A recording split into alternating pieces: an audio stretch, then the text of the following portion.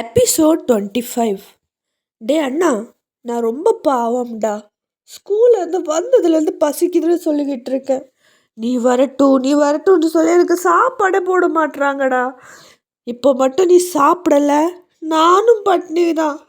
உன் தங்கச்சியை பார்த்தா உனக்கு கொஞ்சம் கூட பாவமாக தெரியலையா? எனக்காக கொஞ்சம் கொஞ்சமாக சாப்பிடு. நீயே யோசிச்சு பாரு, நீ சாப்பிடலைடா அப்புறம் நானும் சாப்பிட மாட்டேன். நான் சாப்பிடலைன்னா காலையில் எப்படி எழுந்திருக்கிறது? காலையில் எப்படி ஸ்கூலுக்கு போகிறது? எப்படி படிக்கிறதுன்னு யோசிடா அண்ணா, ப்ளீஸ்டா, நான் பாவம் இல்லையா அப்படின்னு நிலா கேட்டா.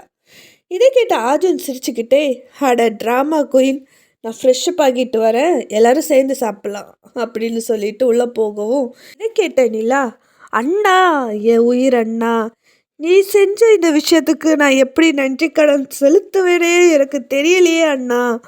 உனக்கு நான் எப்படி நன்றி சொல்லுவேன்? உனக்கு 1 ரூபா கூட கொடுக்க முடியாத ஒரு பாவி ஆயிட்டனே அப்படின்னு சொல்ல, ஆர்ஜுன் சிரிச்சுக்கிட்டே வாங்கிட்டு வந்த ஐஸ்கிரீம் அவகிட்ட கொடுத்து, ட்ராமா குயின், உனக்காக நான் ஐஸ்கிரீம் வாங்கிட்டு வந்துட்டு இருக்கேன் அப்படின்னு சொன்னான். உடனே, எது ஐஸ்கிரீமா? ஐஸ்கிரீமா? ஐஸ்கிரீமா?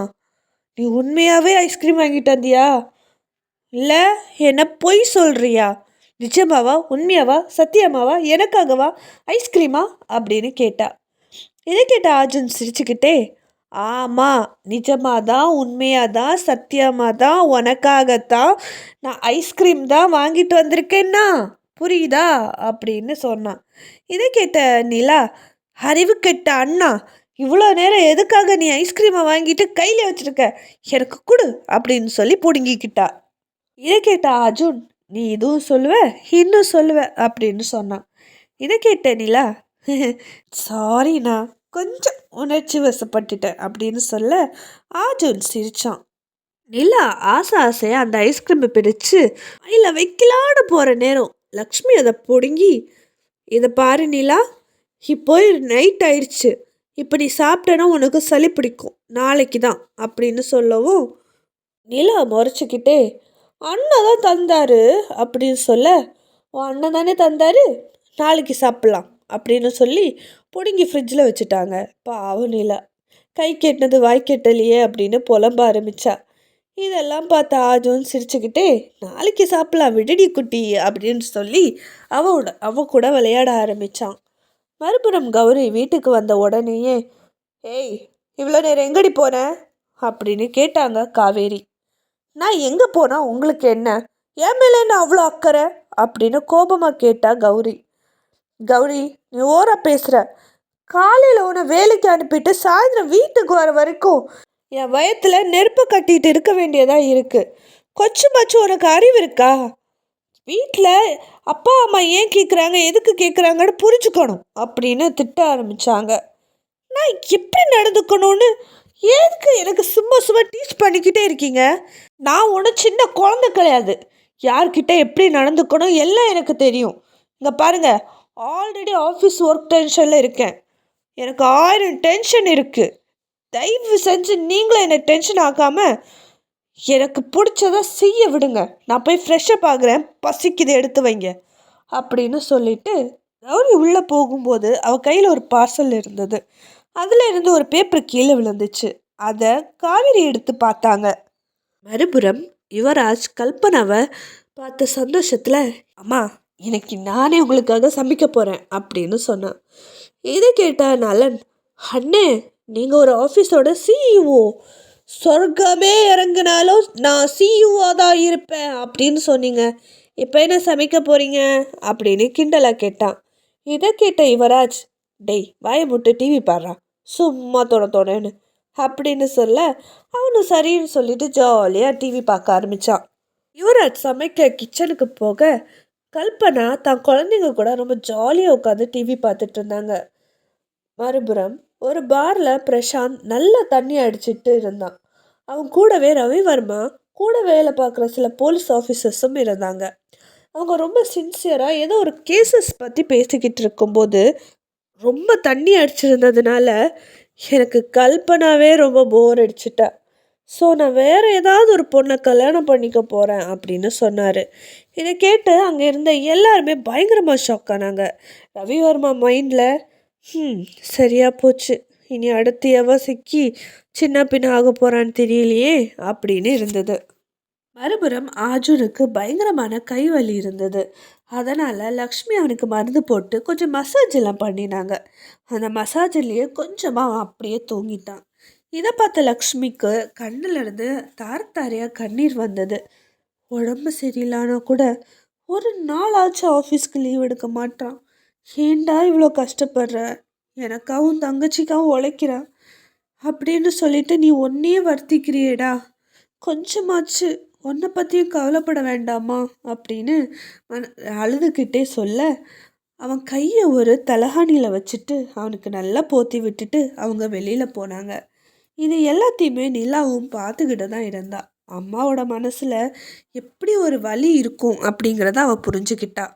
அதுக்கப்புறமா நிலா அவள் ரூமுக்கு போனான். கொஞ்ச நேரத்துக்கு அப்புறமா லக்ஷ்மி நிலாவை பார்க்க வந்தாங்க. நிலா அம்மாவை பார்த்த உடனே, அம்மா, நமக்கு அப்பா இருந்திருந்தா அண்ணா இவ்வளோ கஷ்டப்பட்டு இருக்க மாட்டார்ல, அப்பா எப்படிம்மா இருப்பார் அப்படின்னு கேட்டா. அதுக்கு லக்ஷ்மியோட முகம் மாறிச்சு. இங்கே பாரு, உங்கள் அப்பாவை பற்றி என்கிட்ட எதுவும் கேட்காத. கல்யாணத்துக்கு முன்னாடி அவர் ரொம்ப அழகாக இருப்பார். அவர் கல்யாணத்துக்கு அப்புறமா அரக்கனாக மாறிட்டார். அப்படிப்பட்ட அரக்கனை பற்றி நான் உங்ககிட்ட என்ன சொல்கிறது? நான் என் வாழ்க்கையில் ரொம்ப கஷ்டப்பட்டிருக்கேன். அவன் எனக்கு செஞ்ச ஒவ்வொரு விஷயத்தையும் என்னால் மறக்கவே முடியாது அப்படின்னு சொன்னாங்க.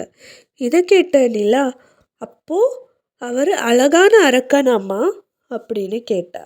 அதுக்கு லக்ஷ்மி சிரிச்சுக்கிட்டே, வாலு, படுத்து தூங்கு அப்படின்னு சொல்லி அவளை படுக்க வச்சாங்க.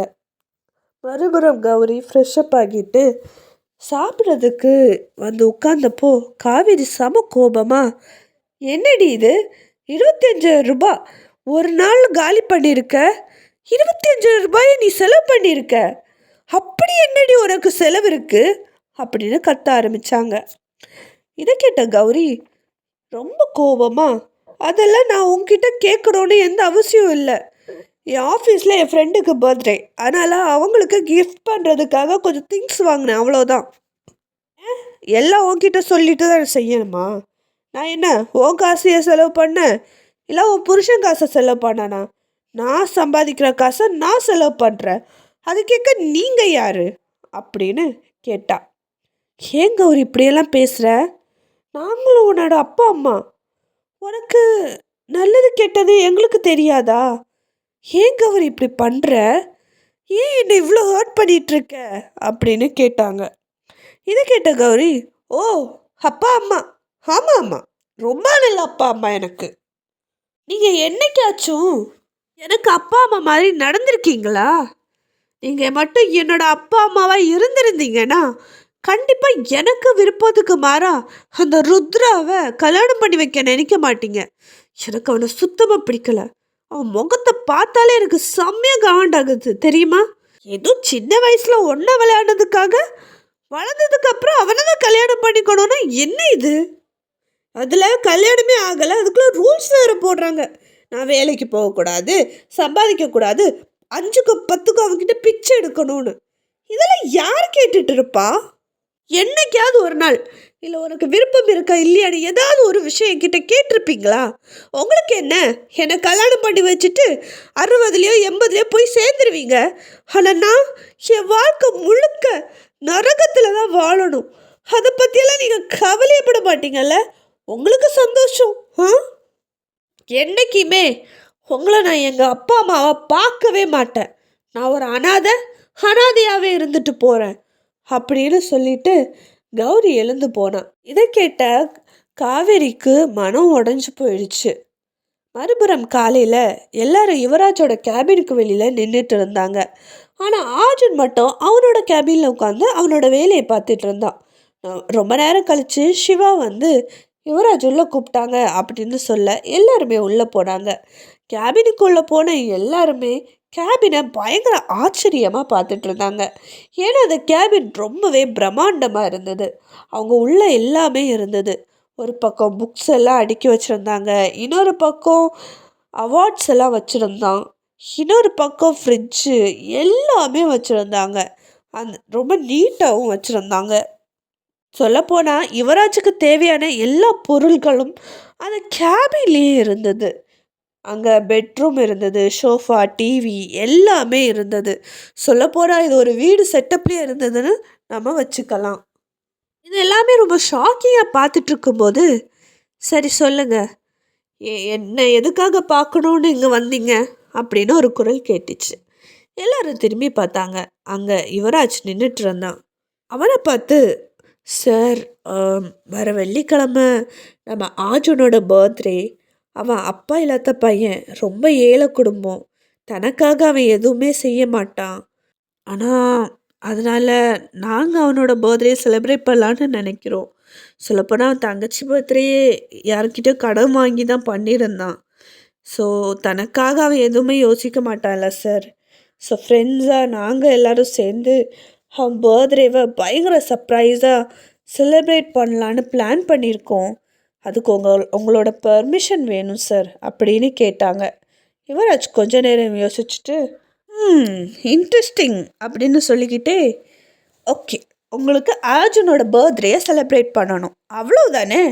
அந்த பிளானை நான் பார்த்துக்கிறேன். நம்ம எல்லாரும் அவனுக்கு பயங்கரமான ஷாக் கொடுக்கலாம், என்ன ஓகேவா அப்படின்னு யுவராஜ் கேட்டான். இதை கேட்ட எல்லாருமே அவரை ஷாக்கிங்காக பார்க்க, என்ன இப்படி என்ன ஷாக்கிங்காக பார்க்குறீங்க? நம்ம ஆஃபீஸில் அவன் பர்த்டே செலிப்ரேட் பண்ணணுன்னா எல்லாமே நம்ம ப்ராப்பராக அரேஞ்ச் பண்ண முடியாது.